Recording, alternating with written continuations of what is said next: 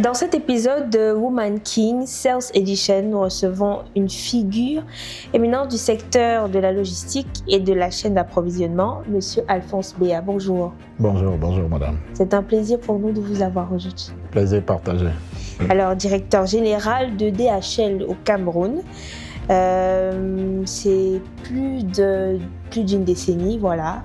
Dans ce domaine-là, vous êtes passé par la case directeur commercial. Je crois que c'est pour ça que vous êtes là aujourd'hui. Et aujourd'hui, vous êtes au top management. Est-ce que vous pouvez nous parler de vous et un peu de votre parcours? Bon, j'ai un parcours assez particulier. Quand je dis particulier, j'ai commencé dans l'aviation. Okay. J'étais de ceux qui ont travaillé dans le projet de la mise en place d'une compagnie aérienne au Cameroun, Camerco. J'ai fait partie de l'équipe qui a travaillé sur ce projet dès le début, jusqu'au lancement de la compagnie. Et je suis parti de là pour rejoindre pleinement le monde de la logistique avec l'entreprise Maersk, où j'ai été à la fois directeur commercial Cameroun, Tchad et Centrafrique, et directeur commercial Afrique centrale, Afrique de l'Ouest, et en même temps directeur général. Je suis parti de là en 2015 pour rejoindre le groupe DHL International. Comme directeur commercial Afrique centrale et ensuite directeur commercial Afrique centrale et Océan Indien. Et depuis 2 ans, j'ai été promu directeur général du Cameroun. C'est une très belle ascension et comme vous l'avez dit, un parcours assez atypique. Comment s'est fait la transition? Est-ce que lorsqu'on commence, c'est vrai qu'on a tous des objectifs, on veut atteindre le sommet, mais est-ce que dès qu'on est en plein dedans, on se dit on va y arriver et on va atteindre ce poste par exemple de haut niveau là? Non, vous savez, comme j'ai coutume de le dire, parce qu'il nous arrive aussi d'encadrer des collaborateurs ou des compatriotes un peu plus jeunes, quand on commence une carrière, c'est comme un projet. Il faut avoir en tête l'objectif qu'on se fixe. Lui adresser aussi une vision, lui accoler une vision. Et aussi essayer de se fixer des objectifs à court, à moyen et à long terme. Moi, je ne me suis jamais senti obsédé par le fait de devenir directeur général. J'étais juste conscient du fait que si je fais bien ce que j'ai à faire au quotidien, les choses vont se faire naturellement. Donc, ce n'était pas comme une folie entière de devenir absolument directeur général. Le plus important pour moi, c'était de bien faire ce que j'avais à faire et de m'épanouir dans mon boulot au quotidien. Et c'est ce que j'ai essayé de faire. Alors, bien faire ce que vous aviez à faire, votre leitmotiv est aujourd'hui. Vous êtes directeur général de DHL Cameroun. Des défis, des épreuves, des challenges dont vous vous rappelez durant votre parcours? Naturellement. Vous savez, une carrière professionnelle, c'est comme la vie, c'est jamais un long fleuve tranquille. Il y a toujours des défis à relever et c'est la façon dont vous abordez, vous relevez ces défis-là aussi qui vous permettent de bâtir un nom dans le milieu dans lequel vous êtes. Je vous ai dit, j'ai commencé ma carrière pas dans l'aviation, mais je préfère parfois commencer par là parce que c'est là où j'ai été vraiment le pied à l'étrier quand je suis rentré au Cameroun. Donc dans l'aviation, c'était un jeune projet. Vous pouvez imaginer les défis multiples qui étaient les nôtres. J'entrais dans un domaine que je ne maîtrisais pas du tout. Et tous les jours, il fallait travailler, tous les jours, il fallait apprendre, tous les jours, il fallait découvrir.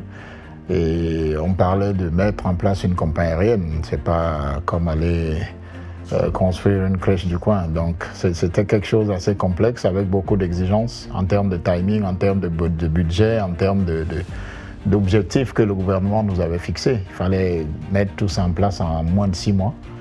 Ce que nous avons réussi à faire. Donc, si je me mets à parler des défis, je pense qu'on passerait la journée, mais vous pouvez imaginer quelles étaient les contraintes dans un environnement très complexe, dans un environnement concurrentiel, dans un pays où la population n'avait pas eu de compagnie aérienne depuis très très longtemps, les attentes étaient très grandes. Et les défis étaient à tous les niveaux. Il fallait trouver de l'argent, convaincre le gouvernement de continuer à financer même quand la visibilité n'était pas là. Des défis techniques, trouver des partenaires techniques qui allaient nous accompagner parce que le domaine de l'aviation est très pointu. La maintenance des avions, trouver le personnel navigant, arriver à former des gens qui pouvaient prendre relever ces défis-là dès le premier jour, trouver des accords commerciaux avec d'autres compagnies aériennes, étendre le réseau de vente au-delà de notre pays, au-delà de notre région. Nous avons commencé avec des vols à l'international sur Paris, par exemple. C'était tous les jours des défis qu'il fallait relever dans un environnement, une fois de plus, dont on n'avait pas la totale maîtrise. Alors, lorsque vous parlez de défis, vous vous appesantissez un peu plus sur le début de votre carrière. Vous étiez l'un des pionniers dans l'aviation. Après, vous avez eu une véritable carrière dans le secteur commercial. On va dire peut-être que c'est ce qui vous convenait un peu plus. Voilà. Et aujourd'hui, vous êtes un leader. En tant qu'ancien commercial, est-ce que vous comprenez un peu ou bien est-ce que ça joue dans votre façon de manager vos équipes aujourd'hui? Bien sûr. Notamment l'équipe, le département du commercial, voilà, le département commercial sur lequel généralement on met un peu plus de pression que sur les autres départements en entreprise. Oui, bon, c'est pas forcément qu'on met plus de pression, mais vous savez, quand vous gérez une entreprise, vous avez un PNL que vous contrôlez. Et la performance d'une entreprise, c'est parfois deux piliers principaux. C'est le niveau de revenu que vous pouvez obtenir et puis la maîtrise des coûts que vous gérez au quotidien. Donc, il faut toujours essayer d'avoir plus de revenus et arriver à contrôler les coûts sans forcément totalement les réduire, parce qu'après, ça peut avoir aussi un impact sur la qualité de service.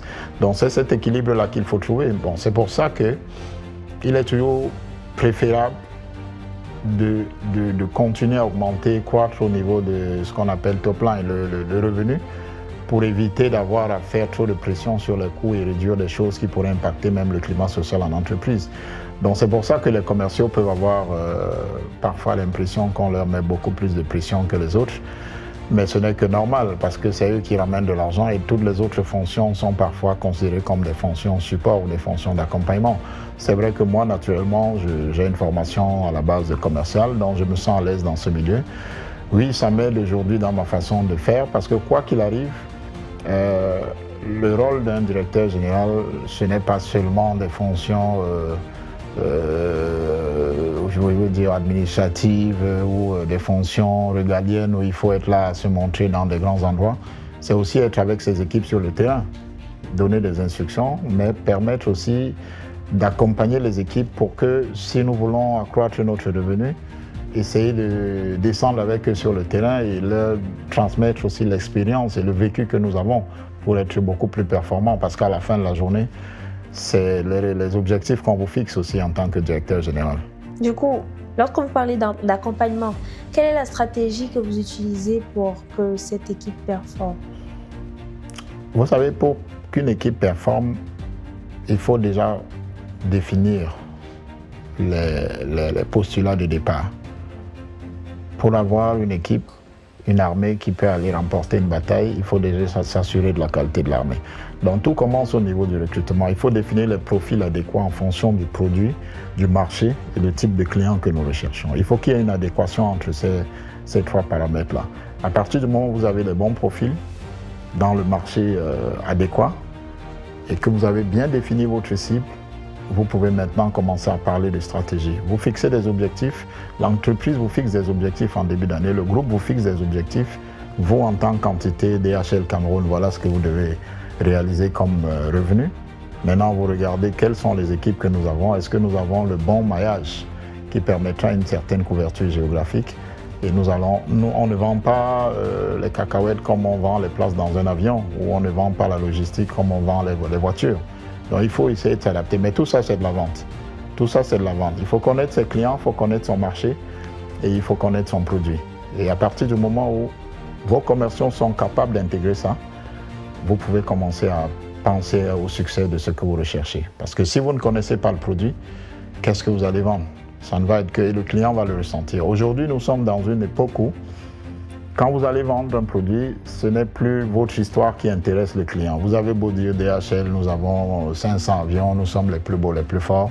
Mais ce qui intéresse le client, c'est votre capacité à comprendre les défis qui sont les leurs et pouvoir lui apporter une solution. Vous devez être des apporteurs de solutions et non juste des vendeurs d'un produit. À partir du moment où nos commerciaux sont capables de s'adapter à ça, et transformer la relation commerciale d'une simple relation transactionnelle à une relation émotionnelle. Au point où le client, dans un monde idéal, arrive à un point où il se dit « je ne peux pas vivre sans DHL ». Là, vous avez réussi votre job parce que ça joue sur la... Ça serait trahir un peu.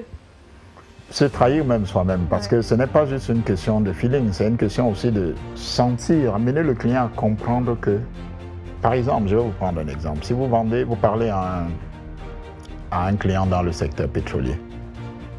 Vous êtes logisticien. Vous allez parler à un client, je ne vais pas en nommer quelques-uns ici, mais vous devez comprendre ses contraintes.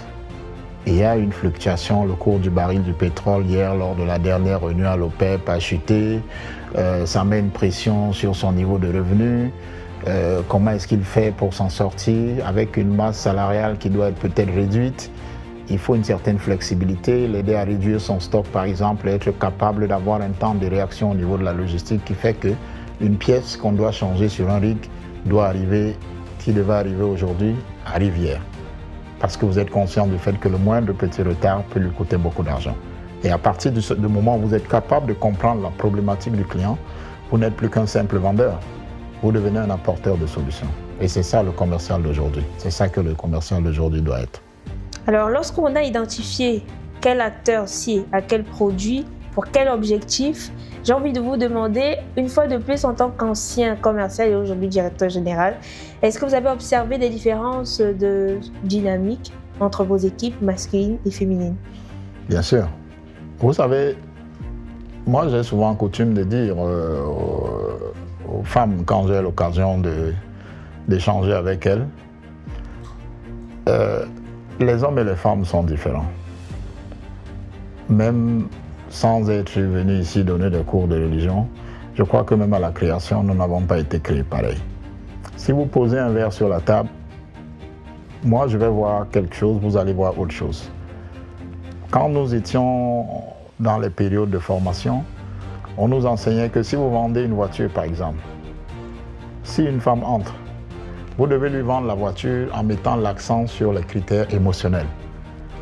C'est une couleur fuchsia, les contours sont assez lisses. Mais si c'est un homme, il faut le rassurer que quand il ira enterrer un frère dans un village lointain, cette voiture peut grimper sur un arbre.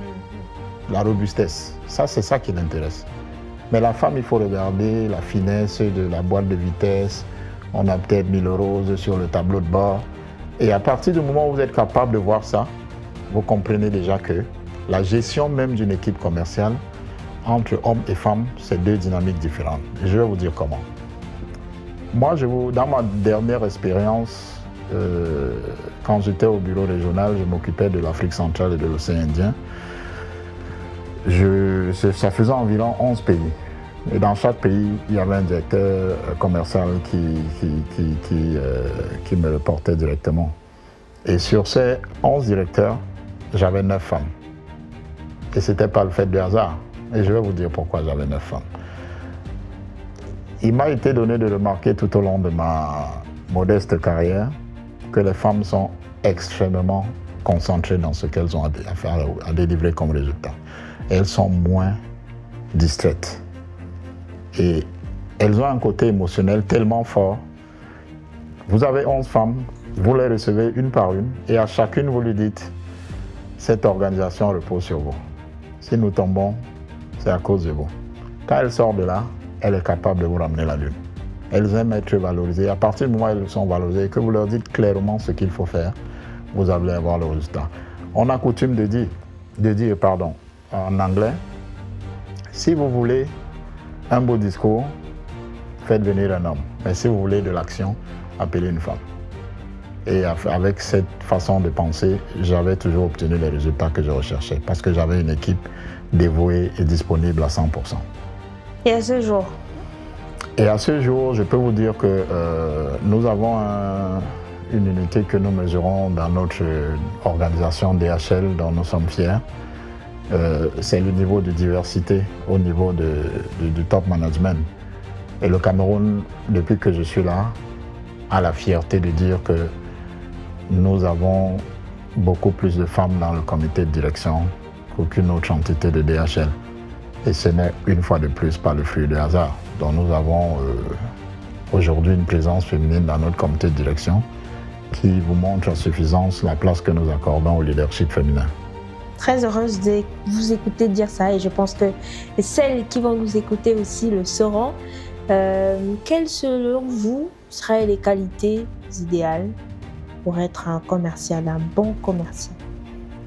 Un bon commercial doit premièrement être impatient. C'est-à-dire? Il ne faut pas se contenter que le client vous dise que bon, écoutez, passez dans 2 mois, on verra si les temps ont changé. Il faut qu'il soit capable de pointer devant le client tous les jours que Dieu a créé et qu'il ne se contente pas qu'on lui dise qu'il faut attendre. Comment faire ça sans agacer le client? Ça dépend de la manière dont vous le faites. Comme je vous ai dit tout à l'heure, à partir du moment où vous créez une relation émotionnelle avec un client, ça ne le dérangerait pas du tout qu'une fois par semaine, en fonction du flux d'activité qu'il a, de lui dire, bon, je suis dans le coin, est-ce que je peux passer pour qu'on discute un peu?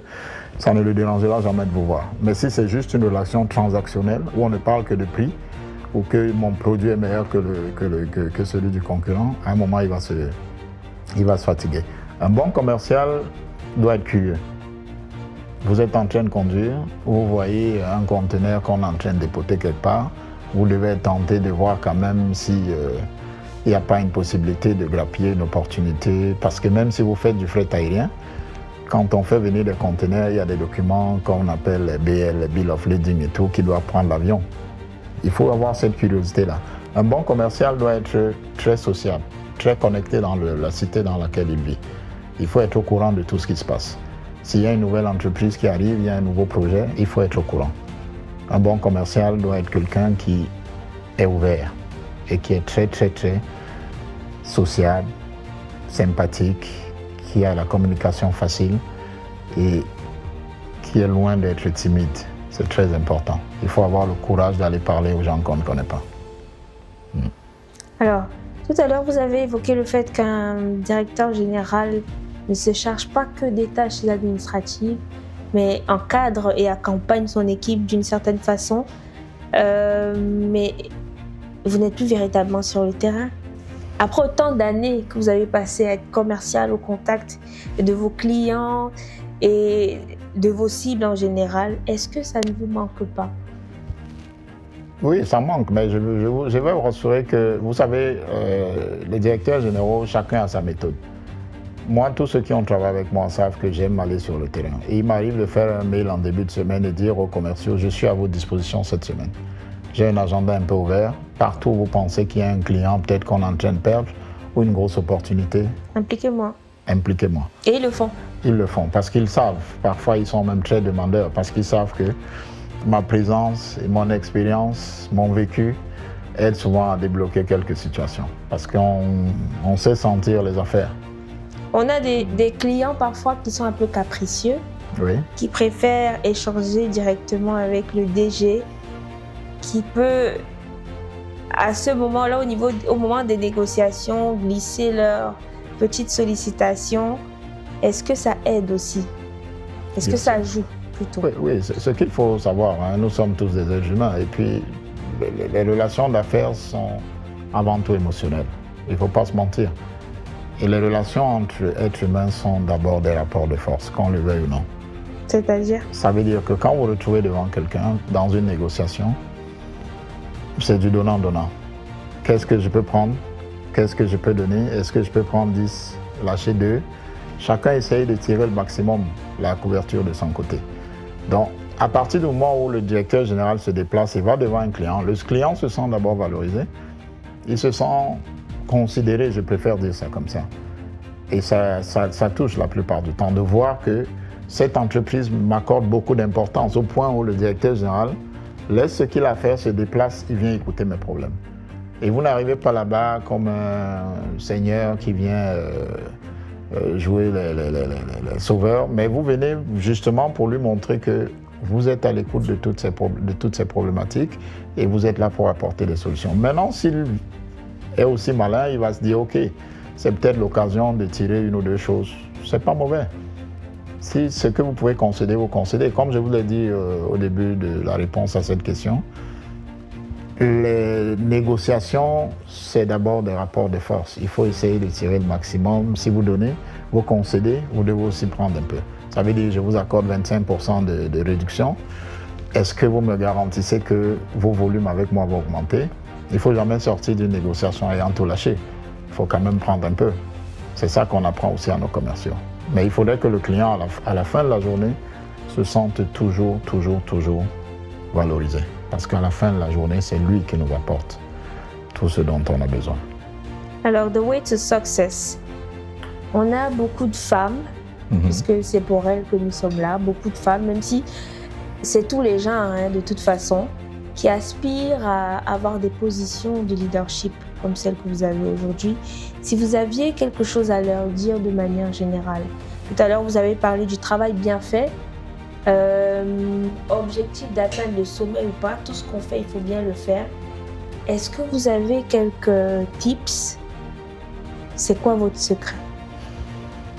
Il faut s'appuyer sur quelques leviers qui sont importants dans toute carrière. La loyauté, il faut donner, réellement rassurer ses employeurs que vous êtes quelqu'un de loyal. Loyal à votre entreprise ne veut pas dire que vous êtes marié ad vitam aeternam. Mais pendant que vous êtes là, vous êtes loyal à votre entreprise. L'honnêteté, vous devez être quelqu'un de très honnête, transparent. Ça veut dire qu'on peut vous faire confiance. C'est très important. Vous devez être quelqu'un de crédible. Ça veut dire quand je dis que je vais faire quelque chose, je dois le faire. Si vous avez des gens dans votre équipe, vous savez pertinemment que telle tâche, si je la confie à telle personne, je la veux mardi, lundi soir, elle sera disponible. Mais si vous avez quelqu'un qui va toujours vous trouver des excuses pourquoi je n'ai pas fait, ça commence à effriter la crédibilité et ça peut déranger dans les ambitions que l'on a d'évoluer dans une carrière. Vous atteindrez un niveau dans la carrière où on sait que quand on dit telle personne, la personne, on peut compter sur elle. Quand cette personne dit quelque chose, on peut lui faire confiance. Mais les gens parfois évoluent dans la carrière, ne se rendent pas compte que tous les jours, par rapport à ce qu'ils posent comme acte, ils étiolent cette confiance-là, cette crédibilité-là. Et à la fin de la journée, on commence à se demander s'ils sont même loyaux à leur entreprise. Voilà des choses qui peuvent nuire à l'évolution d'une carrière. Et si je peux parler d'une dernière chose, la discipline. Ces 4 piliers-là sont très importants. La discipline. Il faut être capable de rester constant à un certain niveau de performance tous les jours. Et il faut être discipliné. Ça veut dire qu'il y a des gens, quand vous arrivez au bureau, vous êtes sûr que tous les jours, à une certaine heure, vous les trouvez. Même s'ils viennent à 9h. Moi, je ne suis pas le genre de manager qui va demander que les gens viennent au bureau à 5h et repartent à 23h. Le plus important, ce n'est pas le temps au travail, mais c'est le temps de travail. Ce n'est pas le plus important. Il m'arrive de dire à mes directeurs, si vous voulez travailler de la maison, travaillez de la maison. Mais il faudrait que le rendu soit là. Et à partir du moment où vous avez ces 4 éléments-là, vous êtes quelqu'un qui dégage de la loyauté, qui rassure sur le côté loyal. Vous êtes quelqu'un de crédible, de transparent. Vous êtes quelqu'un d'honnête. Vous êtes quelqu'un de discipliné. Discipliné dans l'exécution de vos tâches. Vous pouvez voir venir et être très certain que tôt ou tard, cela vous portera là où vous voulez arriver. Alors, M. Beya, est-ce que la compétence, ça suffit? Parce que parfois, on a des personnes qui performent très bien, mais pour accéder à un poste de responsabilité, il faut quand même, développer ses skills. Là, je parle de formation et de trucs du genre, se mettre un peu à jour. Qu'est-ce que, par exemple, vous, en tant que leader en entreprise, vous faites pour ça? Parce qu'on peut avoir de bons candidats sur le plan de la productivité, j'en passe, mais qui n'ont pas peut-être la formation qu'il faut, le diplôme qu'il faut pour accéder au palier suivant. À ce moment-là, comment est-ce que ça se passe? Vous savez, une bonne organisation doit être capable de placer chacun des individus travaillant pour elle dans un cadran précis.